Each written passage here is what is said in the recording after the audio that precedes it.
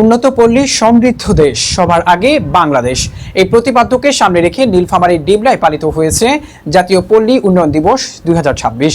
সোমবার সকালে উপজেলা প্রশাসন ও বিআরডিবির যৌথ উদ্যোগে একটি বর্ণাঢ্য র্যালি ও পরে উপজেলা পরিষদ মিলনায়তনে আলোচনা সভা অনুষ্ঠিত হয়। উপজেলা নির্বাহী কর্মকর্তা মোহাম্মদ ইমরানুজ্জামানের সভাপতিত্বে সভায় প্রধান অতিথি ছিলেন নীলফামারী 1 আসনের সংসদ সদস্য অধ্যক্ষ মাওলানা আব্দুস সাত্তার। অনুষ্ঠানের শেষে বিশেষ অবদানের জন্য পুরস্কার এবং অংশগ্রহণকারীদের মাঝে গাছের চারা বিতরণ করা হয়। বাংলাদেশের প্রধানমন্ত্রী মানবতার প্রধানমন্ত্রী তারেক রহমান আরো অধিকার গুরুত্ব দিয়ে সাধারণ মানুষের কথা চিন্তা করে, পল্লী এলাকার মানুষের কথা চিন্তা করে, দারিদ্র মানুষের কথা চিন্তা করে আরো গুরুত্ব করছে। সেটা হচ্ছে গ্রামের উন্নয়ন। আমাদের প্রত্যেকটি গ্রাম যদি একটি করে মডেল গ্রামে রূপান্তরিত হয়, আমরা দেখব যে আমাদের পুরো বাংলাদেশের চিত্রটি পরিবর্তন হয়ে যাবে।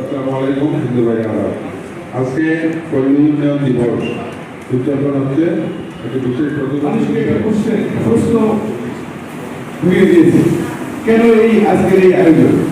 আপনারা খেয়াল করছেন, আজকের যে প্রথম এই আয়োজন পল্লী উন্নয়ন দিবস, প্রথম পল্লী উন্নয়ন দিবস আপনাদের শুনেছি। এর মাধ্যমে একটা বিষয় চলে আসছে, জবাবদিহিতা।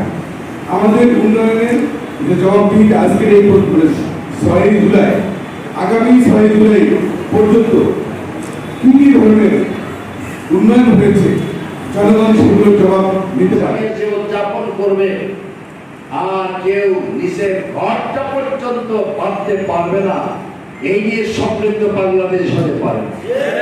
সমৃদ্ধ বাংলাদেশ হবে তখন যখন আমাদের গ্রামের অসহায় ভাই বোনদের বাড়িটাও ঝকঝকে চকচকে হবে, বিদ্যুতায়ন হবে। একটা হয়তো ছোট্ট পুকুর খনন করে পুকুরে মাছ চাষ করবে, হাঁস পালন করবে, এরপরে গাভী পালন করবে, সেখান থেকে তিনি সমৃদ্ধ হবেন। এরপরে তিনি যদি সমৃদ্ধ হন, গ্রামীণ পর্যায়ে একটা পরিবার সমৃদ্ধ হওয়া মানে সমাজ সমৃদ্ধ হওয়া, সমাজ সমৃদ্ধ হওয়া মানে ওই এরিয়ার সমৃদ্ধ হওয়া, ওই এরিয়ার সমৃদ্ধ হওয়া মানে একটা উপজেলা সমৃদ্ধ হওয়া, একটা উপজেলা সমৃদ্ধ হওয়া মানেই তো বাংলাদেশ সমৃদ্ধ হওয়া।